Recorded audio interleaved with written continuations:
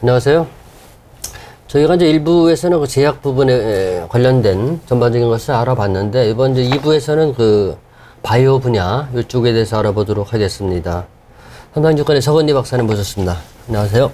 네, 안녕하세요. 저희가 이제 1부에서는 이제 제약 부분에 대해서 좀 알아봤는데, 전문적인 용어다 보니까 내용이 좀 상당히 어렵다는 느낌이 들더라고요. 이번에 이제 바이오 산업 할 때는 내용으로 좀 쉽게 풀어서 좀 가급적이만 말씀해 주십시오. 첫 번째 그 질문 드리고 싶은 게 이제 코로나가 퍼지면서 그 예방법신이 나오지 않겠느냐 하는 기대감에 바이오주들이 아주 급등을 했잖아요. 어떤 건 종목 찾아봤더니 한 15배 정도 오른 회사도 있던데, 최근 이제 주가들이 많이 빠졌거든요.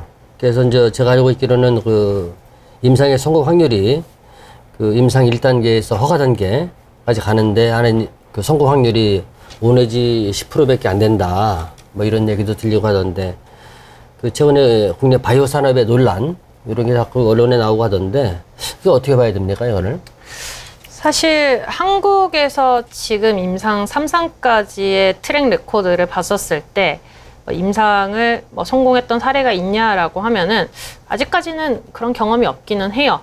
하지만 해외 같은 경우도 굉장히 많은 임상이 진행이 되면서 누적된 데이터가 있고, 그 누적된 데이터 기반으로 해서 막상 이제 임상에 대한 성공 확률을 봤었을 때 5에서 10% 내외 정도라고 보시면 될 것 같습니다. 네. 그러다 보니까 당연히 해외에서도 이 임상 실패와 같은 사례는 좀 빈번하게 발생을 하고 있는 상황이고요.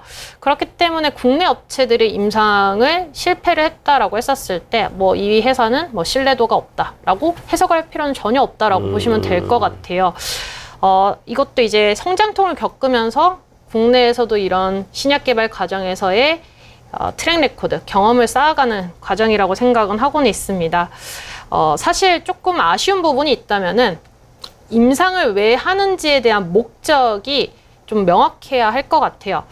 당연히 신약 개발을 할 때 임상을 저희가 단계별로 진행을 하는 이유가 임상을 통해 가지고 이 신약에 대한 성공 가능성을 확인하는 거, 즉 약효에 대한 안정성 또는 약효에 대한 효능을 확인하는 거가 이 임상을 통해서 저희가 볼 수가 있는데, 사실 임상 중간에 약효가 떨어진다, 즉 다른 경쟁사 대비 임상 결과가 좋지 않다라는 가정에서는 제약사도 사실 또는 바이오 회사도 선택을 해야 돼요.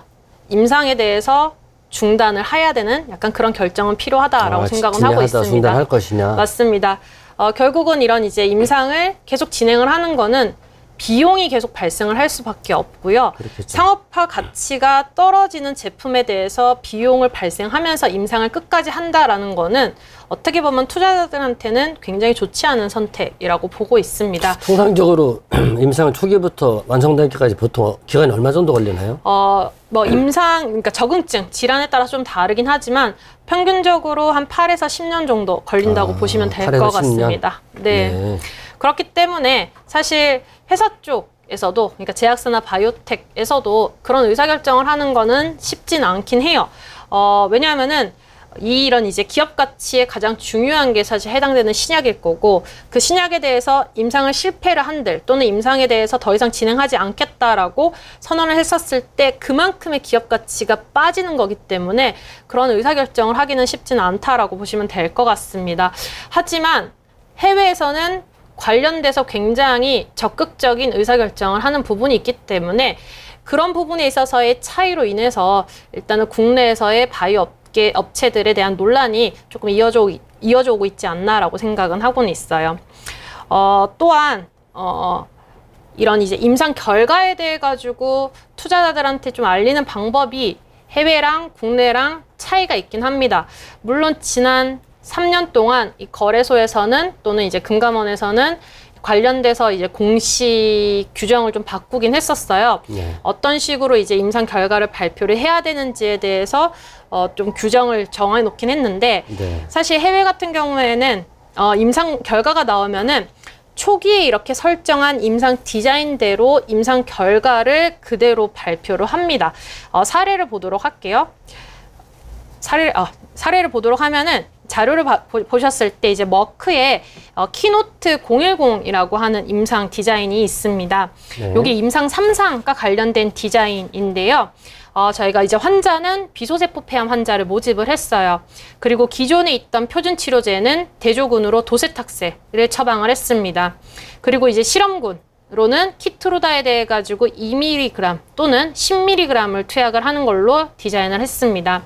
그러면 1차 지표로는 이제 뭘 보여줘야 되냐? 그러니까 임상에 대해서 성공했다라고 판단할 수 있는 거를 저희가 보통 지표로 설정을 하거든요.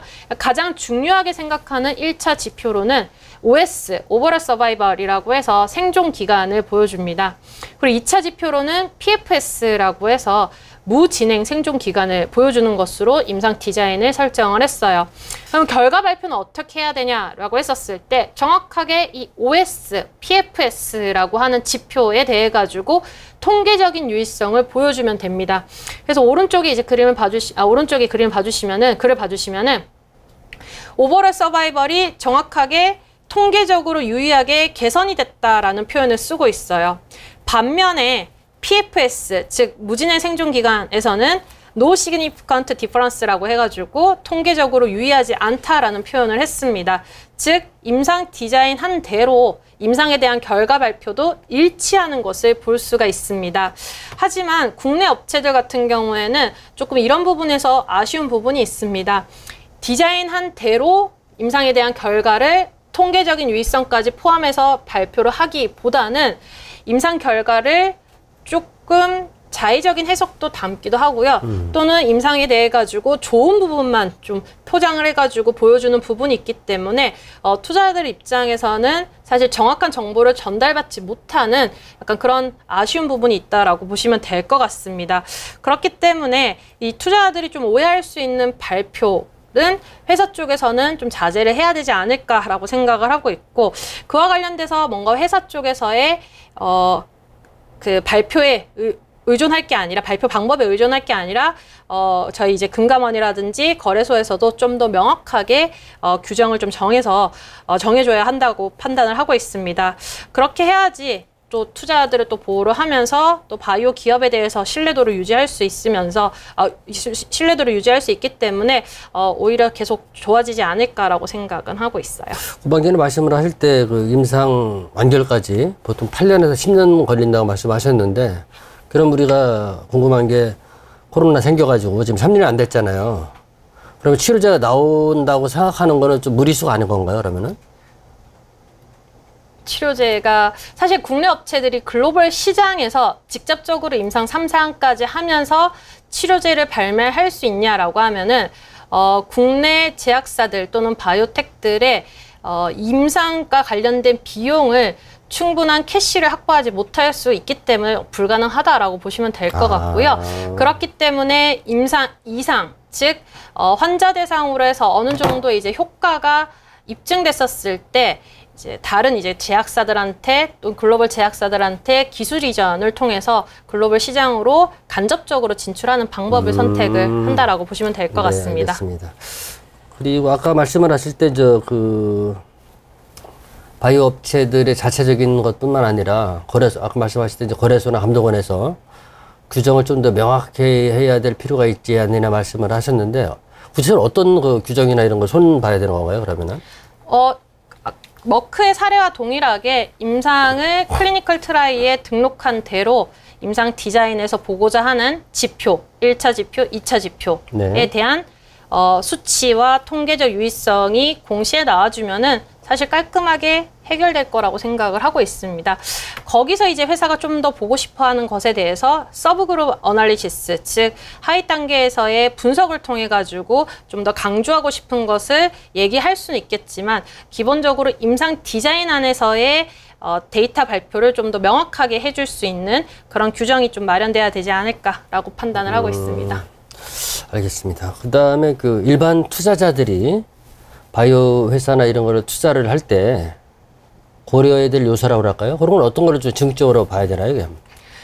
결국은 지금 돈을 못 버는 바이오 회사에 투자를 하는 이유는 그 회사가 개발하고 있는 이 신약이 결국은 이제 성공할 수 있을 것이라는 그런 기대감을 반영을 하는 거라고 보시면 될 것 같아요. 네. 하지만 이 성공에 대한 의미는 조금 더 깊게 생각을 해봐야 될 것 같습니다. 제품을 런칭을 하는 것만이 사실 성공은 아니라고 생각은 해요. 이 제품을 런칭을 했었을 때 결국은 잘 팔리는 게 중요하다라고 보시면 될 것 같고요. 이 성공의 의미는 결국은 상업화에 대한 성공이라고 보시면 될 것 같습니다. 그러면은 해당되는 제품이 잘 팔릴지 안 팔릴지에 대해서 투자자들은 어떤 식으로 알 수 있냐라고 했었을 때 결국은 제가 투자한, 예를 들어서 투자자가 이제 투자한 A라고 하는 회사에 대해서 파이프라인이 있을 거고요. 그러면 그 A라고 하는 회사의 파이프라인별로 경쟁 회사들이 다 별도로 있을 거예요. 그러면 그 경쟁 회사들이 가지고 있는 신약에 대해서도 지속적으로 임상을, 결과를 팔로우를 하면서 비교할 수밖에 없습니다. 그런 이제 비교를 통해 가지고 자기가 이제 투자한 업체가 실질적으로 성공할 수 있는, 경쟁력이 있는지, 상업화 단계에서 성공할 수 있는지를 계속 지속적으로 판단할 수밖에 없다라고 보시면 될 것 같아요. 네. 그렇기 때문에 임상 결과에 대해서 반드시 확인하는 것이 매우 중요하고요. 네. 요런 이제 임상 결과는 보통 학회라고 하는 것을 통해 가지고 많이들 발표를 합니다. 이제 머크도 이 항암제 관련해 가지고 임상 결과를 발표를 할 때 연간으로 되게 중요한 이제 항암제 관련된 학회들이 있어요. 네. 그래서 그런 이제 항암제 학회에서의 임상 결과들을 발표를 했었을 때 주가 등락이 굉장히 나타나게 됩니다. 네. 예를 들어서 예전에는 머크의 키투르다와 BMS의 옵디보 관련해 가지고 사람들이 많이 비교를 했었었는데요. 동일한 이제 환자군 대상으로 해서 BMS의 옵디보보다 머크의 키투르다가 훨씬 더 데이터가 잘 나왔었어요. 그러면 당연히 BMS의 그 옵디보에 대한 신약 가치는 줄어들고 키투르다 가치는 올라갈 수밖에 없겠죠. 그런 이제 상황이 일반적으로 이제 반영이 되기 때문에 이제 투자자분들도 이제 바이오 회사에 투자를 할 때는 이 한 회사만 볼 게 아니라 주변에 이제 경쟁자가 될 수 있는 업체들도 사실 동시에 좀 팔로우 트래킹할 필요가 있다라고 판단을 하고 있습니다. 다만 조금 국내에서는 아쉬운 부분이 있어요. 이제 해외 같은 경우에는 바이오텍들이 보통 컨퍼런스 콜을 할 때 어떤 데이터를 어느 시점에 발표를 하겠다라는 것을 굉장히 명확하게 명시를 합니다. 그렇기 때문에 투자자들 입장에서도 어느 시점에서 데이터가 발표된다라는 것을 알고 있어요. 반면에 이제 국내 바이오텍들은 명확하게 임상에 대한 컨트롤이 좀 잘 되진 않고 해외에 대비해서는 그렇기 때문에 임상에 대해서 결과 발표하는 시점이 이 컨퍼런스 콜이라든지 아니면은 PPT 자료, 그러니까 IR 자료에서는 명확하게 표현이 되어 있지는 않습니다. 그렇기 때문에 투자자들이 투자한 회사에 대해 가지고 임상에 대한 결과 발표가 어느 시점에 이루어질지에 대해서는 회사하고의 직접적인 소통 또는 애널리스트의 자료를 통해서 간접적으로 확인할 수밖에 없다라고 보시면 될 것 같고요. 네. 그래서 이 부분이 국내 이제 투자자들이 조금 바이오 투자에 있어서의 어려워하는 부분이 아닐까라고 생각하고 있습니다. 이게 지금 말씀 듣다 보면은 이제 그 장기적으로다가 바이오 투자가 결정이 돼서 나가는데 국내 업체들 같은 경우에 자금 유치하는데 그 어려운 점 이런 건 없는 건가요? 회사에서? 자금 유치를 할 때 일단은 결국은 투자하는 뭐 VC라든지 아니면 PE 쪽에서도 이 제품이 잘 될 거라는 이제 확신이 있어야지 그렇지. 자금을 조달을 해주잖아요. 네. 결국은 그런 이제 의사결정을 하는 것도 임상에 대한 결과 또는 경쟁 업체, 피어 그룹이 현재 어느 정도의 밸류에이션을 받고 있는지에 대해서 전반적으로 확인을 하면서 투자 판단을 한다라고 보시면 될 것 같습니다. 네. 만약에 비즈니스 모델이 상업화 가능성이 떨어질 경우에는 당연히 투자를 받지 못하는 경우가 생길 거고요. 그럴 경우에는 결국은 외부에서의 자금 조달이 어렵기 때문에 유상증자를 통해 가지고 지분 희석이 될 수밖에 없을 것 같고요. 그런 지분 희석이 되는 과정에서 결국은 투자자들이 좀 손해를 입을 수밖에 없다라고 보시면 될 것 같습니다. 투자하는 업체도 그 따져보니까 상당히 많은 모양이네요, 그러면은. 네, 맞습니다. 왜냐하면 돈을 못 벌기 때문에 계속 캐시번이 나올 수밖에 없고요. 그러면은 이 회사가 좋은 회사면은 결국 외부 투자가 이루어질 거고, 뭐 그거에 대해서 투자를 못 받을 경우에는 계속 유상증자 통해서 지분 희석되니까 그런 부분에서의 또 불리한 점도 있는 거죠. 알겠습니다. 그러면 다음으로는 그 바이오 쪽에 대해서 전반적으로 말씀을 해주셨는데 우리나라의 일반인들이 관심 있게 봐야 될 만한 회사들, 발전 가능성 있는 기업들 몇 개 한번 있으면 소개를 해주시죠. 네, 저는 관심 있어하는 바이오 기업들의 분류가 일단은 플랫폼 기반으로 선호를 하고 있습니다. 네. 2022년도에 좀 주요 카탈리스트를 봐주시면은 여러 이제 바이오 업체들이 임상 결과를 발표를 하거나 또는 뭐 기술 이전에 대한 기대감이 반영이 될 수가 있는데요. 여기서 제가 좀 플랫폼 기술을 선호를 하는 이유가 이 플랫폼 기술 같은 경우에는 비독점적 확장성이 있다라고 보고 있습니다. 첫 번째 이제 기업으로는 툴젠이라고 하는 기업이 있는데요. 네. 툴젠은 유전자 편집 쪽으로 플랫폼 기술을 가지고 있습니다. 다들 많이 들어보셨을 크리스퍼 캐스9이라고 하는 유전자 편집 기술이에요.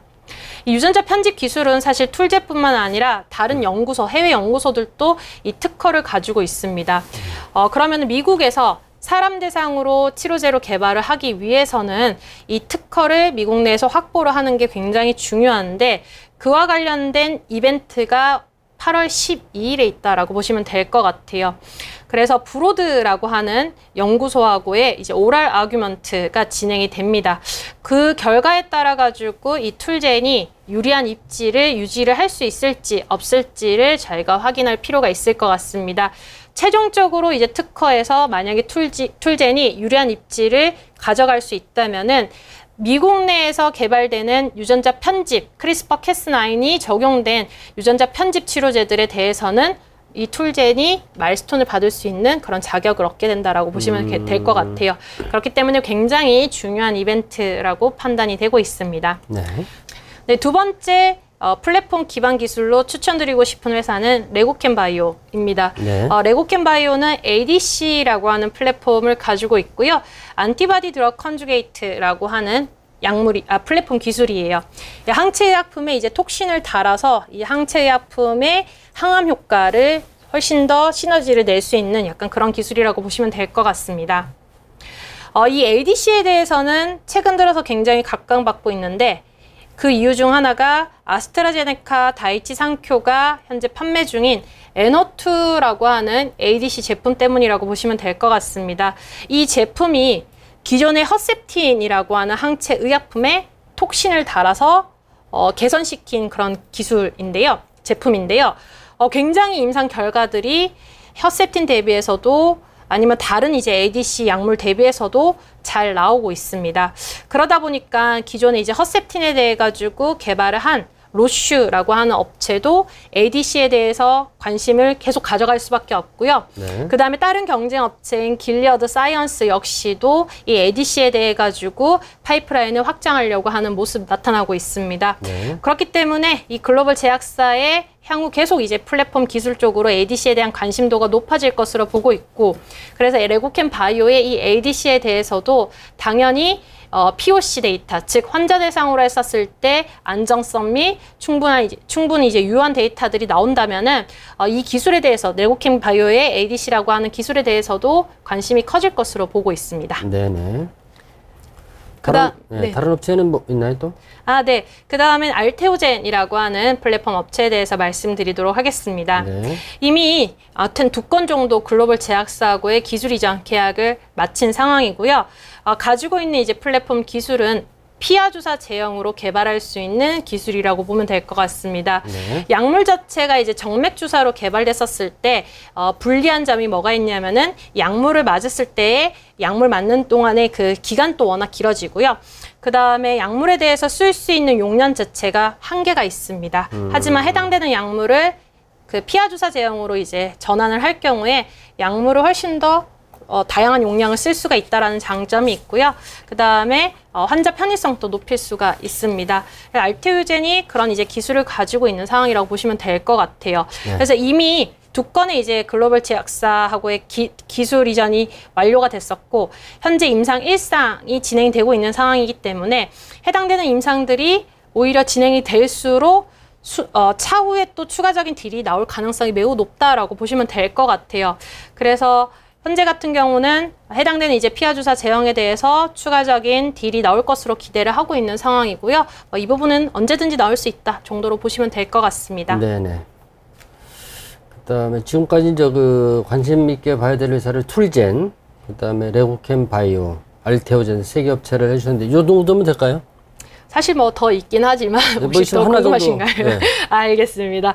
또 관심 있는 기업은 ABL 바이오가 있습니다. 네. ABL 바이오는 이중항체 관련해서 이제 기술을 가지고 있는 업체라고 보시면 될 것 같습니다. 네. 이중항체라고 하는 거는 단일항체 두 가지를 넣은 것보다 이중항체 형태로 만들었을 때 훨씬 더 시너지 효과가 날 수가 있기 때문에 저희가 보통 이중항체 형태로 만든다라고 보시면 될 것 같고요. 올 초에 사노피한테 BBB를 통과하는 이중항체 플랫폼을 기술 이전을 했어요. 이 BBB를 통과하는 게 무슨 의미냐라고 했었을 때 이 BBB는 뇌혈관 장벽이라고 보면 될 것 같습니다. 사실 사람의 뇌혈관 장벽은 굉장히 꽉 막혀 있는 상황이라고 보시면 될 것 같아요. 그래서 이 뇌혈관 장벽을 약물이 통과하는 게 어렵습니다. 하지만 약물에 이제 이런 플랫폼 기술을 적용을 하게 되면은 이 뇌혈관 장벽을 수월하게 통과를 해줘서 뇌로의 약물로의 전달이 되게 높아진다. 그 전달력이 높아진다라고 보시면 될 것 같아요. 그러면은 뇌와 관련된 치료제, 뇌질환과 관련된 치료제를 개발하는 업체에서는 이런 이제 기술을 적용을 한다면은 훨씬 더 저용량의 굉장히 높은 효과를 기대를 할 수 있기 때문에 이런 이제 플랫폼 기술에 대한 관심은 지속적으로 높아질 것으로 보고 있습니다. 네. 그리고 요 이제 기술은 굉장히 확장성이 있을 것으로 생각은 하는데요. 제가 아까 ST팜 설명하면서 말씀드렸던 올리고뉴클레오타이드에 대해서 말씀을 드렸었는데 이 올리고뉴클레오타이드라고 하는 게 사실 뇌로 약물이 전달이 잘 안 돼요. 근데 그 약물에 요 BBB 플랫폼을 적용을 한다면은 뇌로의 전달이 굉장히 수월히 이루어질 수 있기 때문에 확장성이 굉장히 크다라고 보시면 될 것 같습니다. 지금까지 이제 그 4개 업체 정도로 소개를 해주셨고, 그 일반인들이 봤을 때는 이제 그 바이오주 과연 투자를 해서 앞으로의 전망 이게 어떨 것이냐 그게 또 궁금한 사안이 될 수도 있을 텐데 앞으로 전망은 어떻게 보시는지? 네. 일단 저는 굉장히 긍정적으로 보고 있는 상황입니다. 네. 이 아까 말씀드렸던 금리에 대한 방향성이 굉장히 중요한데요. 네. 사실 상반기 같은 경우에는 금리가 상승하는 거는 알았지만 어디까지 상승할지 모른다라고 하는 게 불확실성 요소였다고 보시면 될 것 같습니다. 하지만 최근 이제 연준에서는 연말까지 최대 4%의 금리 인상을 발표를 하면서 금리에 대한 상승폭이 현재는 정해져 있다라고 보시면 될 것 같고요. 그렇기 때문에 밸류에이션에 대해서 할인 요소로 작용을 했던 금리 상승이 현재는 선반영됐다라고 보고 있기 때문에 불확실성은 해소됐다라고 판단을 하고 있습니다. 네. 그런 걸 이제 반영을 하듯이 6월 30일부터 이제 글로벌 바이오 지수들이 많이 회복하고 있는 모습을 확인할 수가 있는데요. 보시면 이제 XBI, IBB 지수 모두 10% 이상 오른 것을 볼 수가 있습니다. 코스닥 제약도 마찬가지예요. 반면에 상반기 때 굉장히 아웃퍼폼을 했던 XLV는 저조한 모습을 확인할 수가 있습니다. 네. 이런 지수에 대한 흐름이 결국 현재 시장 분위기를 반영하고 있다라고 판단을 하고 있고요. 하반기에 좀 더 센티먼트 부분에서의 우호적인 분위기가 더 형성될 수 있다고 생각을 하고 있습니다. 그 이유 중 하나가 글로벌 제약사들은 사실 지난 코로나 때 굉장히 캐시를 많이 모은 회사들도 있을 거고요. 대표적으로 이제 파이자 같은 업체 또는 모더나 같은 업체들이 그럴 거고요. 또는 또 코로나19에도 상관없이 안정적으로 이런 의약품에 대한 매출이 발생을 하면서 마찬가지로 또 캐시가 쌓인 업체들이 있다 보니까 이런 이제 업체들이 바이오텍에 대해서 이제 M&A를 확대할 것으로 생각은 합니다. 네. 상반기 때 이 바이오텍들이 밸류에이션이 낮아지면서 굉장히 싸게 살 수 있는 기회가 현재 발생을 했고요. 그렇기 때문에 하반기에는 다수의 이제 M&A를 통해 가지고 이 센티먼트에 대한 회복을 현재 기대하고 있는 상황입니다. 지금 박사님 말씀을 들어보면은 그 전반적으로 시장 상황은 안 좋은데 하반기부터 바이오 쪽에는 약간 긍정적으로 바라보는 시각인데. 그 일반 분들이 그 바이오 부분에 투자를 할 때 반드시 긍정적인 측면은 또 아니지 않겠습니까? 그 리스크 부분이 어떤 게 있는지 한번 간단히 소개를 해주시죠. 네. 일단은 자금 조달 이슈가 굉장히 클 것 같습니다. 기본적으로 이제 바이오텍들은 돈을 벌지 못하기 때문에 외부에서 이제 자금 조달을 계속 해야 되는 상황이고요. 근데 이제 금리 인상 그리고 유동성 축소로 인해 가지고 펀딩 자체가 현재 굉장히 많이 이제 줄어든 상황이라고 보시면 될 것 같아요. 그래서 이런 부분에서 만약에 충분히 자금 조달을 받지 못할 경우에는 아까 말씀드렸던 유상증자 통해 가지고 계속 지분 이석되는 그런 이제 안 좋은 상황이 발생을 할 수 있다라고 보시면 될 것 같습니다. 그 지금까지 그 전반적으로 그 바이오 부분이 논란이 되는 사안이 무엇이 있었는지, 그 다음에 일반 분들이 바이오 투자를 할 때 고려해야 될 요소가 무엇이 있는지, 그 다음에 서너 개 정도 관심 있게 봐야 될 회사들이 뭐가 있는지, 그 다음에 향후 그 주가 전망, 바이오주에 대한 주가 전망은 어떻게 될 것인지 말씀을 나눠봤습니다. 오늘 저 시간 내서 박사님 고맙습니다. 네, 감사합니다. 오늘 바이오주에 대한 내용이 투자자분들이 앞으로 제약이나 바이오주 관심을 갖는데 조금이나마 도움이 됐으면 하는 시간 됐으면 합니다. 고맙습니다.